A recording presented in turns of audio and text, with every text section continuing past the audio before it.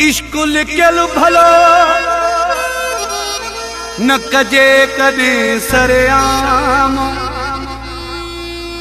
बरकत जागीराणी मोरज़ादा मीराली केॾो पाण थी विया हूं सुबदनाम।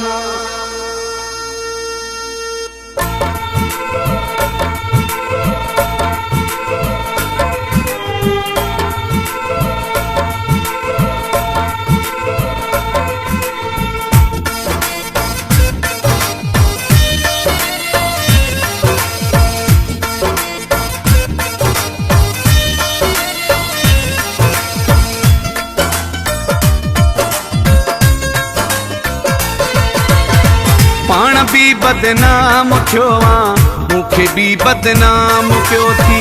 केॾो चो मां चुपड़ी कयूं वतो इश्क खे सरेआम पियो थी। पाण भी बदनाम थियो मूंखे भी बदनाम पियो थी। पाण भी बदनाम थियो मूंखे भी बदनाम पियो थी।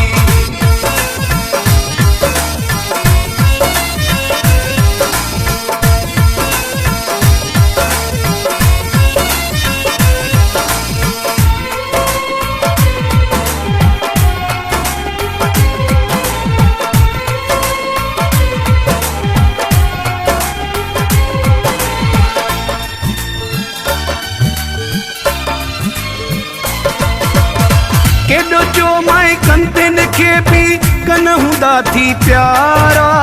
खिली ॻाल्हाइण वारा अक्सर दुश्मन हूंदा थी प्यारा।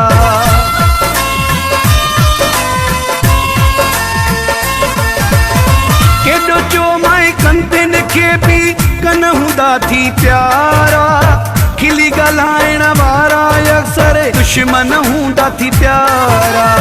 तू भी सुख सा कोन सुतो मूंखे भी बेआराम क्यों थी।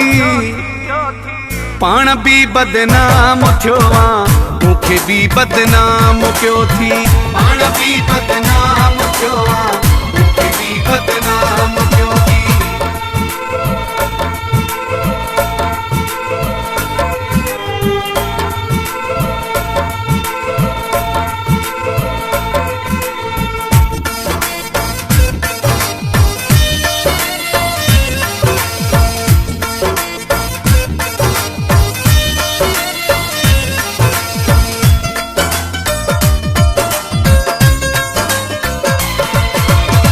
असां ॿिन्ही जे विच जूं ॻाल्हियूं दुनिया खे तो ॿुधायूं।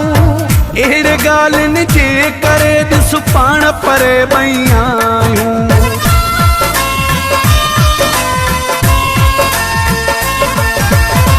असां ॿिन्ही जे विच जूं ॻाल्हियूं दुनिया खे तो ॿुधायूं। अहिड़े ॻाल्हियुनि जे करे ॾिस पाण परे पई आहियूं। मुझी इज्जत शोहरत खे केतिरो नीलाम क्यों थी। पाण भी बदनाम थियो मूंखे भी बदनाम क्यों थी। पाण भी बदनाम थियो मूंखे भी बदनाम क्यों थी।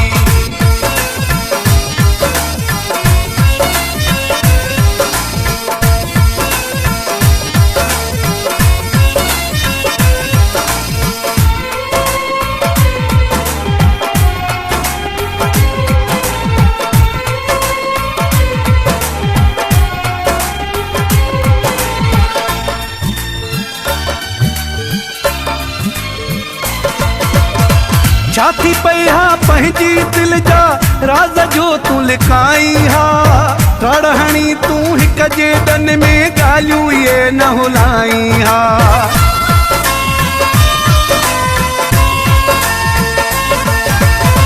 छा थी पई हा पंहिंजी दिल जा राज जो तूं लिकाई हा। कड़हणी तूं हिक जे दन में ॻाल्हियूं इहे न हुलाई हा।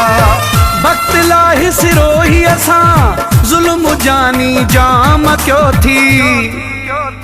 पाण भी बदनाम थियो मूंखे भी बदनाम क्यों थी।